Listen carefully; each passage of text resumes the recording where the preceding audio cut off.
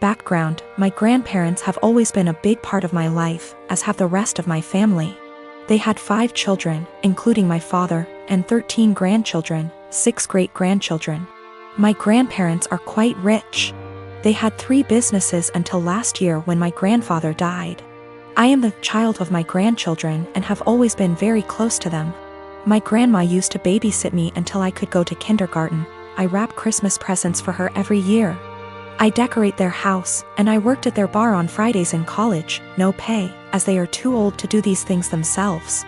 All this was offered to my cousins, but they never helped. My grandparents ran a show horse farm for over 40 years. It was what my father took with him and I quickly began to love. I used to go every weekend with my grandma up until high school when I started studying. Even though I don't ride horses anymore, my dad and I go to clean the stalls and look after the horses every week when my grandparents are away on trips. Usually once every 2 months. My grandparents were a huge part of my life. Problem: my grandmother died 4 weeks ago. It was devastating. My grandmother left my aunts, uncles, and dad about $85,000 each. Money for which she and my grandfather worked very, very hard. It was expected. What was not expected was that they would leave me just over $45,000 along with some other valuables. I was honestly shocked. All my cousins received about $2,000 each and a few trinkets. Obviously you can see where it was going. My aunts and uncles were at the reading when I was told, so they told their children. Everyone except the parents is furious. My cousins, who are already adults, demand that I divide them equally. I don't feel like I should. I was very close to my grandparents and did a lot for them, but it's hard. My family is very tight-knit and we have holidays / monthly parties / dinners / etc. together, every year. I never expected money to tear us apart. This money can change a lot for me. I could pay off my $10,000 student loan and put the rest into my upcoming wedding / future kids / savings account. A small part of me wants to share it equally, just to have everyone together. But there was a reason they left this to me. They didn't do it to hurt anyone. I was the only one who visited them and helped them. None of them took the time to see them, except for family gatherings. But no one understands this except my parents. It seems to me that I alone destroy the family. My aunts and uncles won't talk to my father until I split the money, and my cousins won't talk to me. I only have a student loan and a car payment, so I don't have much debt, but it could give me a comfortable future. They all keep throwing in my face that they have families, house payments, college to pay for, etc. They keep saying I've been planning this for a long time, but I really didn't. I loved my grandparents. My fiancé tells me to forget about them and do what's best for me, but I'm a big family man. I don't want to split the money, that could really help me, but I feel like they can play with me, forcing me to choose between them and this.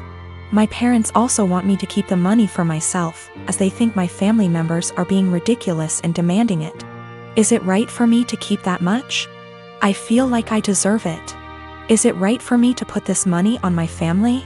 Or are the people I've been so close to all my life taking advantage of me? $45,000 versus $2,000 is a huge difference. PS, there is more in the will than I explained. Houses, classic cars, horses, farm, land, CDs, etc. The cashback / checking accounts I was given is the only thing that seems to be a problem for everyone. I have inherited more money than my cousins. They demand that I divide it equally between them or never speak to them again. I have a daughter, Sadie, with my ex-husband John. We got divorced 5 years ago and I have primary custody while he sees her 2 weekends a month. Last year, he got married to Amanda, who has sole custody of her kids from a previous marriage. Amanda is a SOM, not for any health reasons or so on, she just doesn't want to work, while John works at a 9 to 5. He makes good money to support them, but not enough to live in luxury. I have a much higher paying job. Since it's just me and Sadie, I make sure she has the best possible life. She goes to a private school, set her up a college fund, and she has much better things than most kids: phone, clothes, etc. I still manage to raise her to be humble and not take things for granted, and she's one of the hardest working people I know. Always making sure to get good grades and keep her room tidy. Well, the last few times she came back after a weekend at John's, I noticed that the clothes she was bringing back in her duffel are A, not her size, and B, much cheaper and poorer quality than what I usually buy for her. I asked her why that is, and she told me that while she's at her dad's, Amanda takes away her nice clothes and gives them to her kids while Sadie gets the clothes they buy from Target. I asked her if she wanted them back, but she said she didn't mind sharing since all her favorite clothes were kept here.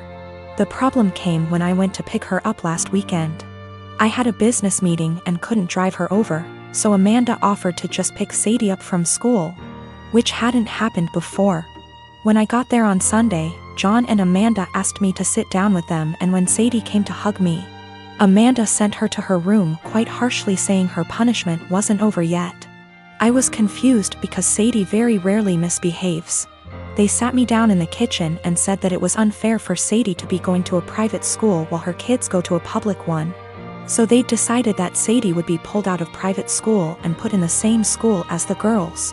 They also said I should keep up Sadie's punishment because when they told her, she blew up at them, told them it wasn't fair, and yelled that Amanda and her kids weren't even her real family, that all they did was steal. I told them in no uncertain terms to off. I would not be pulling my child out of a school she likes, away from her friends, because they can't afford it. I told them they could easily make as much money as me if Amanda started working in her field because she has the qualifications, and the job market is very good. I told them their money problems are not my issue, and if Sadie's items get stolen again or they try to pull her out of school, I'll be taking this to court. They've been blowing up my phone ever since, calling me a selfish. And after telling the story to a friend, he told me I was rubbing my success in their face. But I still don't feel like I did anything wrong. I got temporary guardianship while waiting for a court hearing. We're going to try to get full custody and have John get 1 day a week of visitation, supervised for at least the first few months, and no contact with Amanda or her kids. This way, he still sees Sadie just as much and they can try to repair their relationship, but she doesn't have to go back there. All contact between us is made through emails, which are CC'd by my lawyer, and I've asked for Sadie's things back.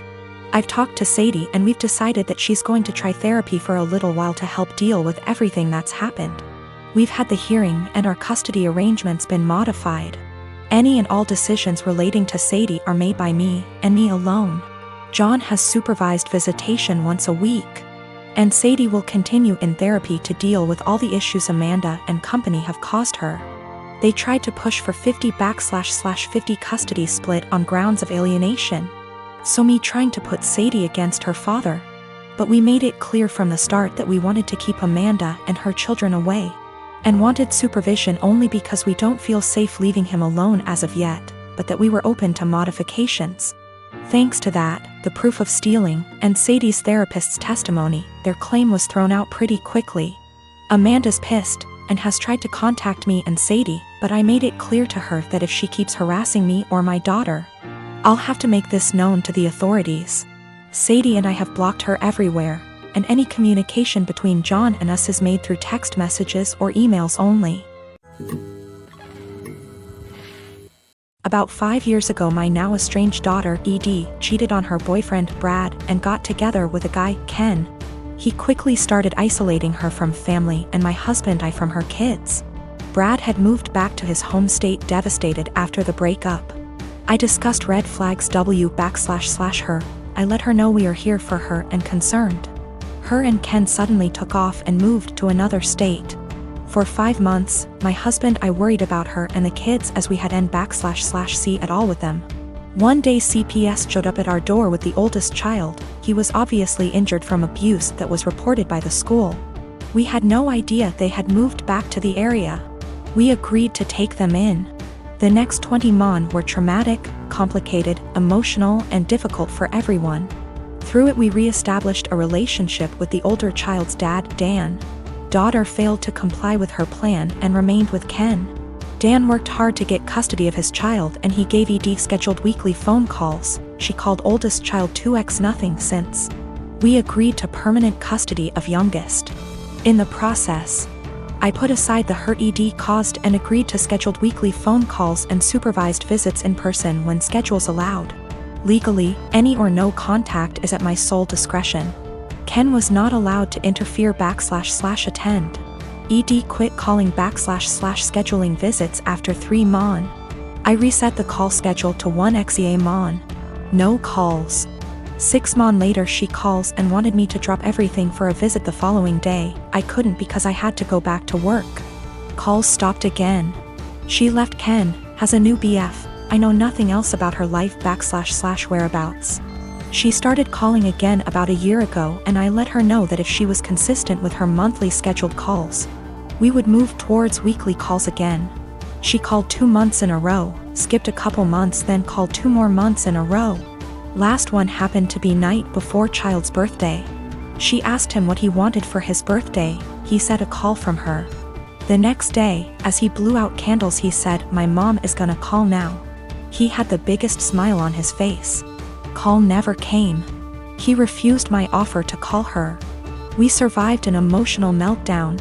Next month, no call, just a text after with a lame timing excuse as to why and sorry about the birthday call, she didn't feel well. Following month, I get a text that ED feels ill again, won't be calling. I am beyond frustrated at this point. I have looked past her refusal to rebuild a relationship with us, but when it comes to the kids my heart aches for them. Hey race where I might be the I responded, "Parents do not get sick time. We all had COVID recently, including me, and I still took care of the children. If you do not have any time for him once a month, I don't want my time wasted with your excuses." Of course, calls stopped again. I am a 41 years old male, single dad with a 13-year-old daughter Lacey. My wife died in childbirth and it's just been me and Lacey all her life. My sister has been a big help in raising Lacey, and we do keep in contact with her maternal grandparents. The issue started a couple of months ago when Lacey started her period. I knew this day would come, so I spoke to my sister, my female best friend, and my mother-in-law to be well prepared. I gave her the talk with her grandmother and aunt there. I buy her pads and tampons. I even have Midol and heating pads ready for Lacey when she needs them. The problem began when I began to notice a smell coming from Lacey's room. I went in to investigate and found pads and tampons openly disposed of in her wastebasket. I checked her bathroom and it was worse. She had her blood-stained undergarments in the tub. I took out her trash and did my best to get rid of the smell, but I didn't know what to do with the underwear in the tub. Later, I noticed bloodstains on the couch. It took a while of cleaning, but I got them out. I figured that was the end of that.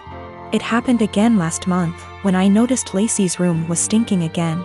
And I saw she didn't even wash the underwear from before. The bathroom was unbearable at this point. Then earlier this week, I saw bloodstains on the couch again. I sat Lacey down and told her that she had to learn to properly dispose of her feminine hygiene products and wash her underwear, as the smell was becoming too much. And to be careful of getting bloodstains on the couch or anywhere she sits. I also noticed her sheets had a lot of bloodstains and brought this up too.